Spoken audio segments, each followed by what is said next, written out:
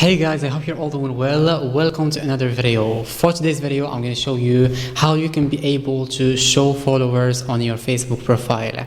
It's not something difficult, it's so easy. So if people can't see your followers on Facebook, in this video I'm going to show you what you can do in your Facebook account, or what you need to change in order to make people or other people see your followers. Okay, so now I'm going to my Facebook, and let's go to menu here, and let's scroll down until you find settings and privacy. Let's click on it, then click again on settings.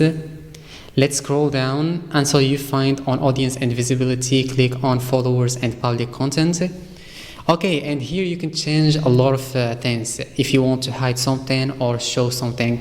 So for me, I'm making everything public. For example, who can follow my page public, but what we need is to show people our followers. So here we have who can see your followers on your timeline. So if it's only me, which is private, people will not see it. But if it is like on only me, just switch it on public like I'm doing, and it will be shown to other people. So that's it, guys. That's what you need to do in order to show your followers to other people on your Facebook profile. And you can do the same thing with other things, like who can comment on your public posts, who can see the people, pages, and lists of lists you follow.